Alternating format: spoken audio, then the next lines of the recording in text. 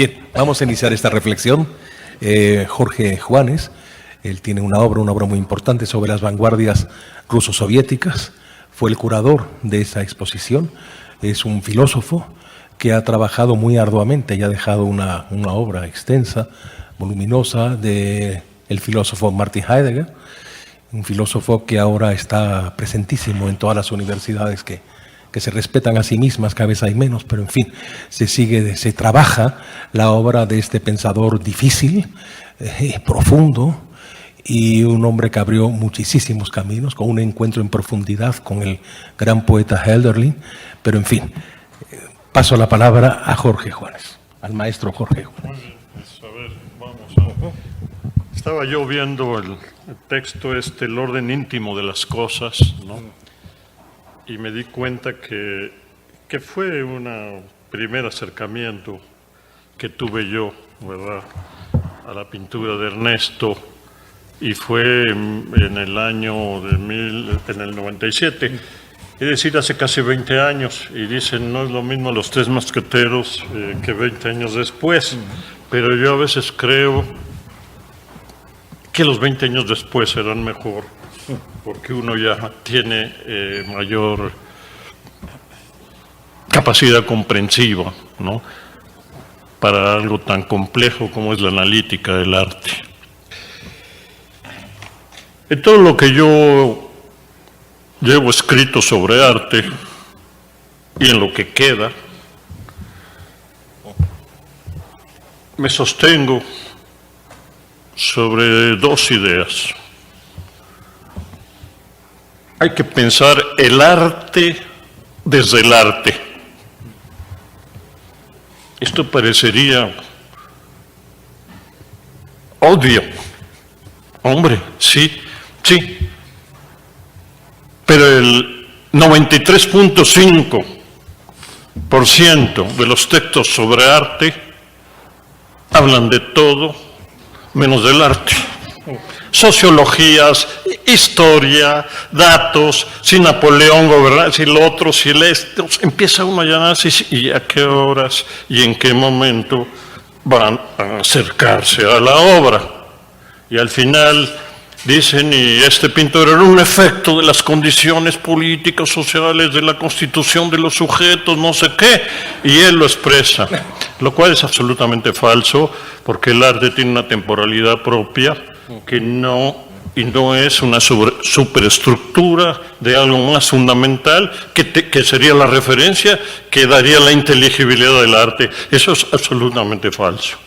Y el segundo principio es, el arte da a pensar desde el arte y pensar con el arte. El arte es algo que da a pensar. Y es tan importante en el mundo moderno que yo he estado sosteniendo y voy a seguirlo haciendo, que seguir la odisea del arte, por concretarme en la cultura occidental, desde Homero, de las artes, nos da una inteligibilidad de la relación de los hombres entre sí, de los hombres con el mundo, radicalmente diferente a lo que son las comprensiones histórico-político-económicas, que son las que dominan la escena del pensamiento actualmente. Es decir, el arte es una esfera de radicalidad existencial y ontológica. Y es sobre esta base, y estoy dispuesto a ser convencido de que este no es el camino, pero que para mí es muy fértil, soy una gente abierta y no nunca he creído, y es tarde para dejar de creer en eso, ¿verdad?, que pueda haber una definición unívoca, establecida de una vez y para siempre sobre el arte, ya que el arte es algo que está haciéndose y responde a una historicidad que justamente lo que yo he llamado territorios del arte, que son territorios que están abriéndose permanentemente y que están obligándonos a reconstituir la reflexión sobre el arte. Ya en el caso concreto de la pintura de Ernesto Sáenz, ¿no?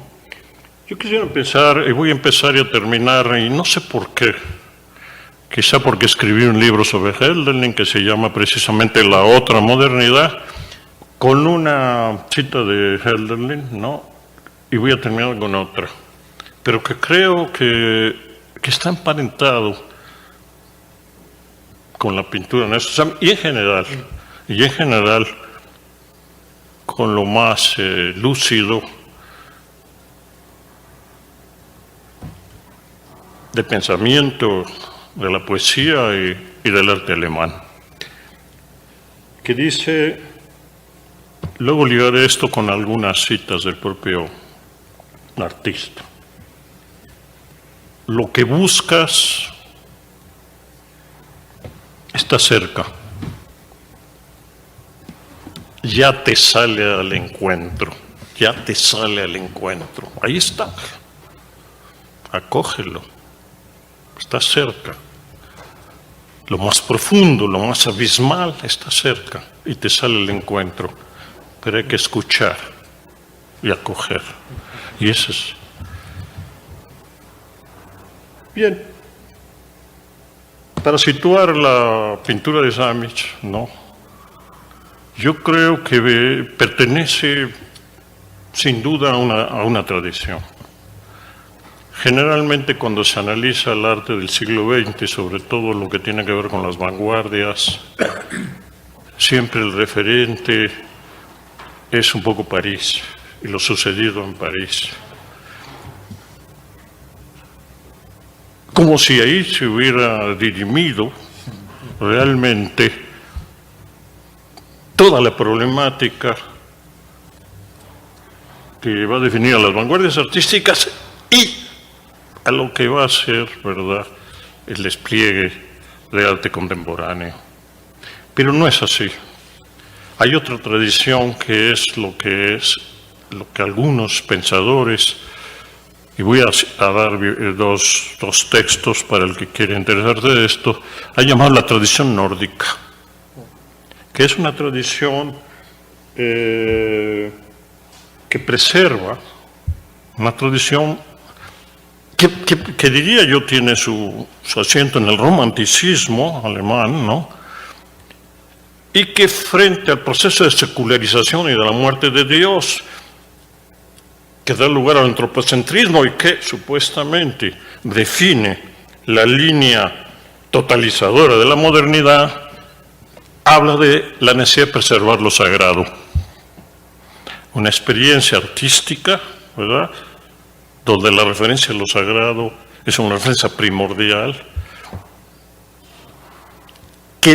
sin la cual es imposible pensar, ¿verdad?, algo como el expresionismo, ¿no?, algo como, en general, una parte importantísima del arte nórdico, el arte abstracto, Kandinsky, Malevich, por hablar de los rusos, ¿no?, es decir, cuya referencia es una referencia justamente, son pintores excéntricos, abiertos a justamente lo primordial.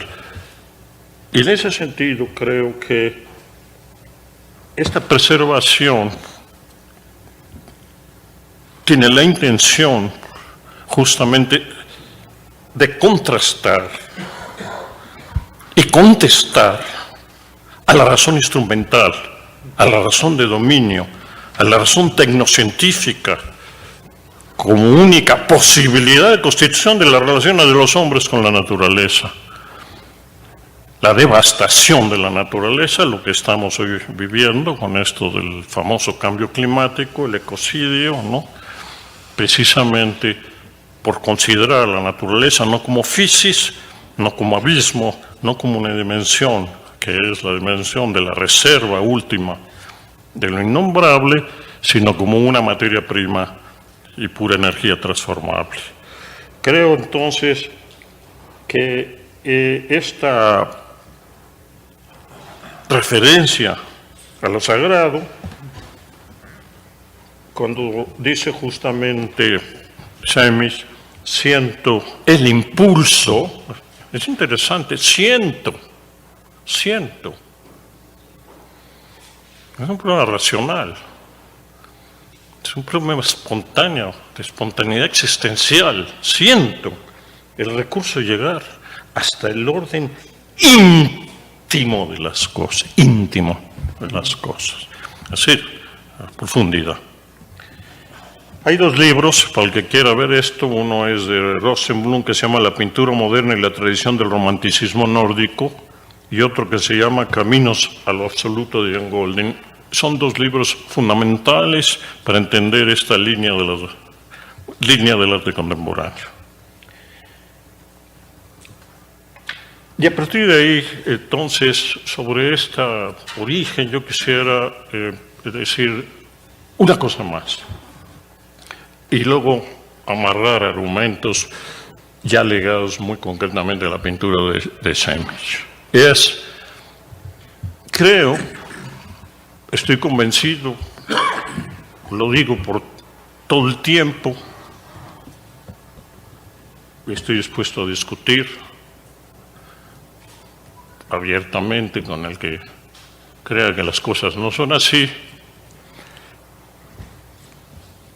que una característica central, fíjense lo que estoy, central de la modernidad, frente a Max Weber y frente a todo esto, es el surgimiento del individuo autónomo, libre y creador, consciente de que sus posibilidades de ser residen en sus elecciones que se dan entre el estado de yacto, como diría Hegel, el ser arrojado al mundo, yo no elegí venir al mundo, yo no puedo elegir no morir. Entre esas dos no elecciones están todas las elecciones posibles, que son las que dan lugar a la posibilidad de una existencia radical.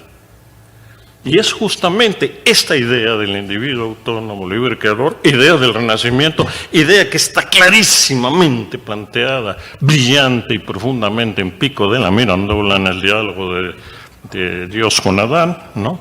Ahí está todo. Justamente responde a la práctica artística emergente del Renacimiento, donde surgen los pintores con nombre propio y donde surgen los pintores que ponen en juego en la realización pictórica justamente su autonomía y su diferencia, en la pintura de la diferencia. Es decir, esta relación entre el individuo autónomo, libre, creador, entregado a sus posibilidades y la apertura a la excentricidad, no es encerrarse en el narcisismo, encerrarse en el yo, sino justamente individuo a su vez expectante, individuo a su vez abierto precisamente a lo abismal. Y eso es Ernesto Sámez, eso es lo que dice él. Aquí está la frase, elevarse sobre sí mismo, o sea, mantener una posición excéntrica. Y es quien mantiene esa posición, un pintor solitario que en silencio,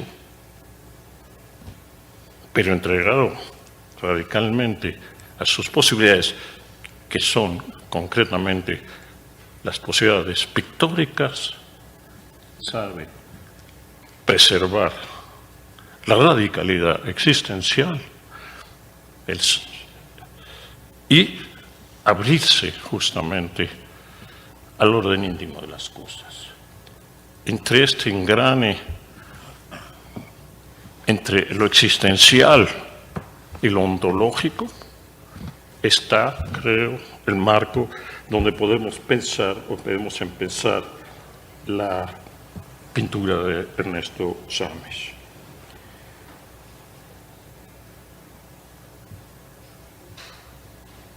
Por tanto, es la pintura de alguien abierto a esto que los griegos llamaban la physis, ¿no? No la naturaleza, entonces es un concepto posterior. La física, mucho más profundo, ¿verdad?, que el concepto de naturaleza.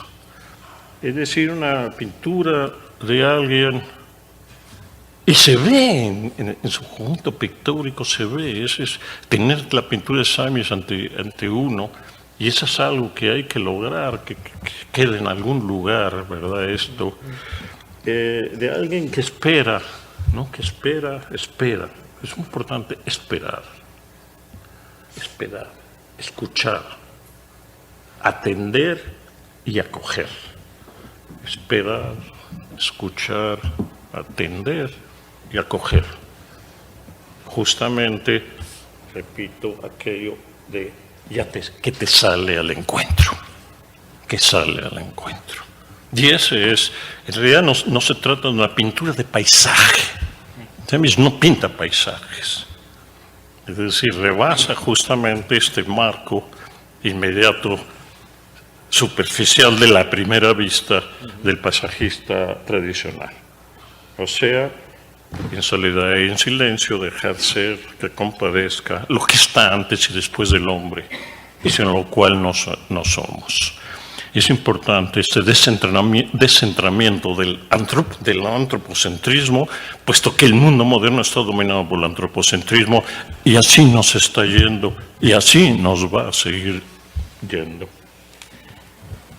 Dice también Samis, él mismo, con frases muy pocas, pero muy precisas, va definiendo su propia pintura. Dice, saltar hacia la incertidumbre. Saltar, es un salto, podríamos agregar, mortal. ¿A dónde? A la incertidumbre. Es una especie de antítesis del cartesianismo, ¿no? Dudar para dejar de dudar y llegar a la indubitabilidad. No, yo no quiero, prefiero permanecer en suspenso y en la incertidumbre. Es pues, la pintura de Sami es una experiencia, el encuentro de una experiencia interior y una experiencia excéntrica. Es decir, de la relación de la existencia finita, el estar a la muerte, que diría Heidegger, ¿no?, y lo eterno primordial, para hablar en términos que podamos todos entender. Respiramos, dice él, concluyendo un poco esto, en el inmenso espacio del cosmos. Y efectivamente, así es. Una segunda idea que yo quisiera desarrollar, si me das chance, ¿no?,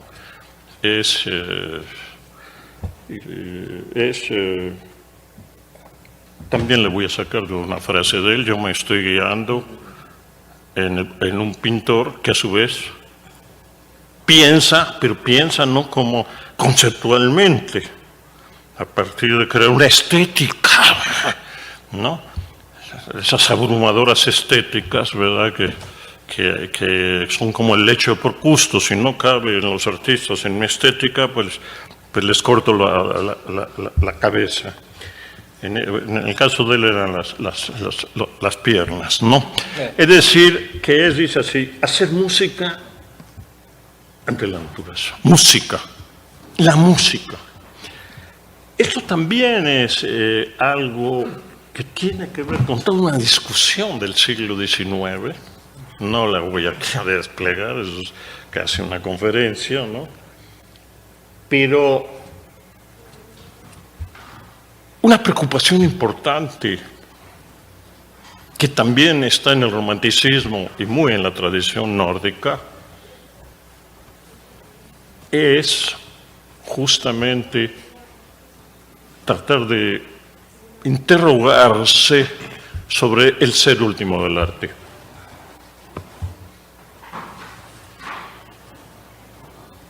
Y ahí hay una vindicación, ¿no?, de la poesía como el orden de revelación más radical de todos los órdenes que el hombre ha creado para tratar de preservar, si se quiere así, su enigma y no sucumbir, y a su vez este misterio del abismal.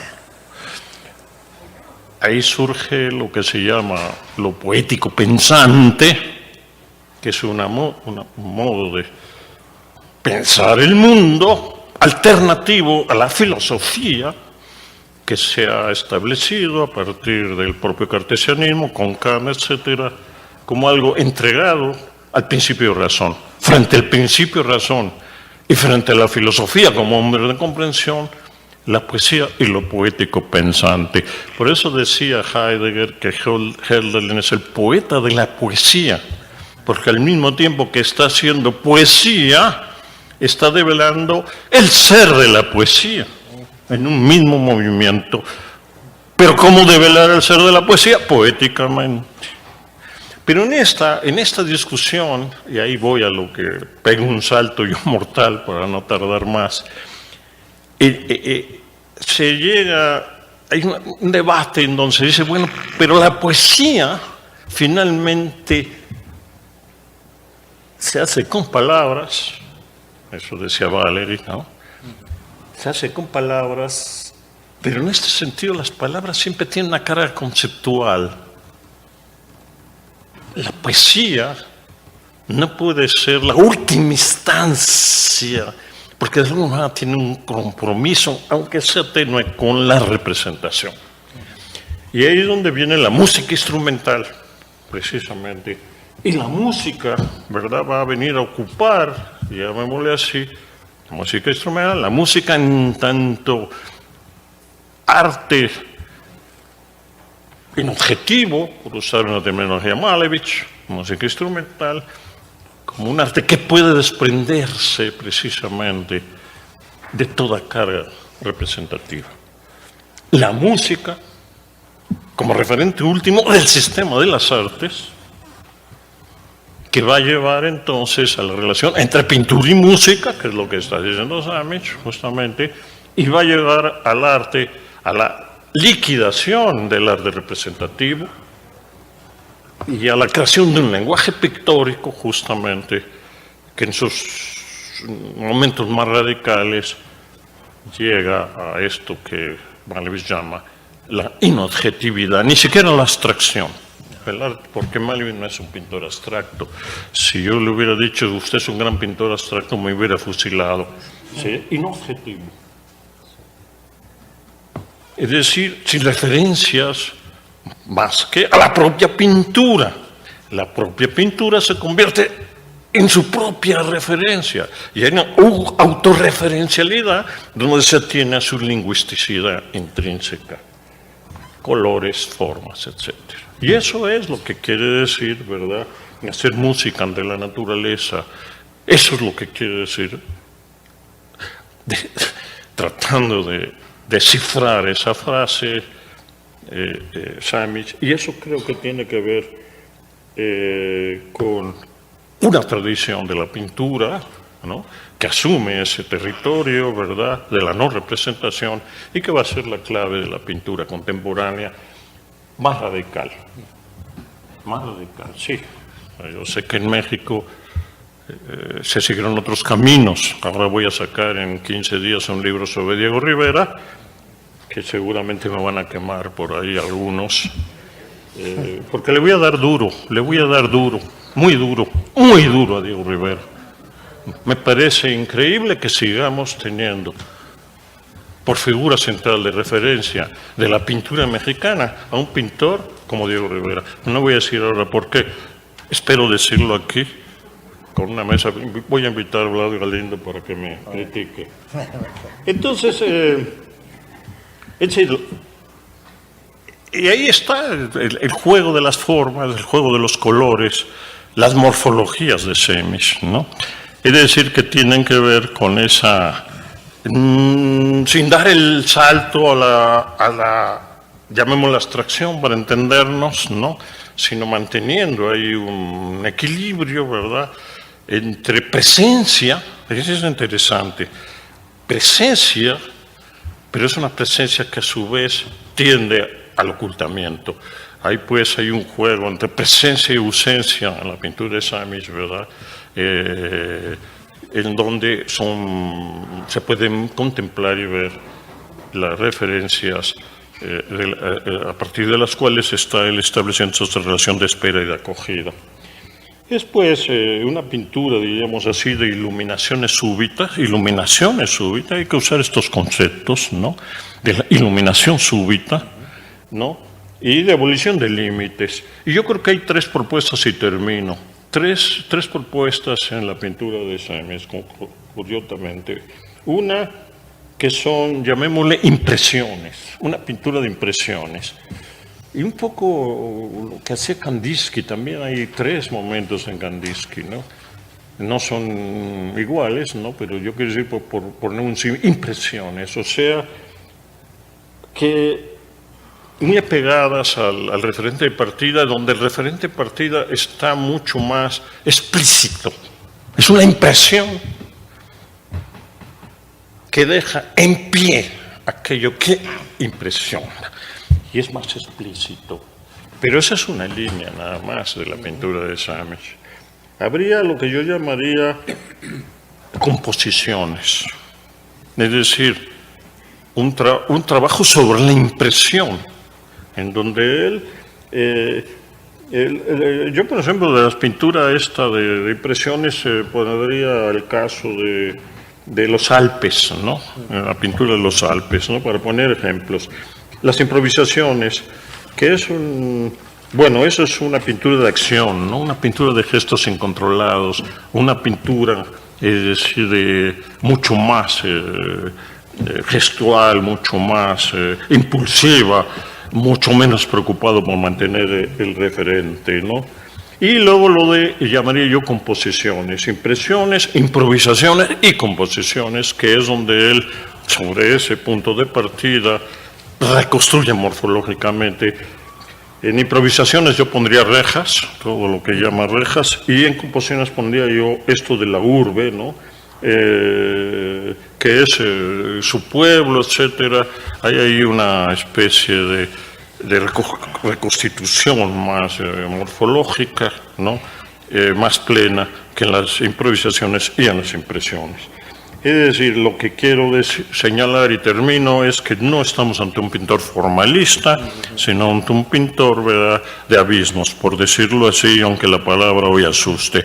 Y entonces termino como empecé, pero con otra cita de Hölderlin, ¿no?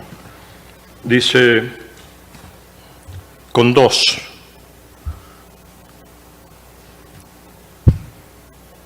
callar debemos a menudo. Faltan nombres sagrados, pero donde hay peligro, crece también lo salvador. Extraordinario. Ahí está todo. ¿Y qué es lo salvador? El arte, la poesía. Otra, preservar. Bueno, eso ya es mía. Preservar lo que debe permanecer para que no sucumbamos ante la catástrofe circundante. Gracias.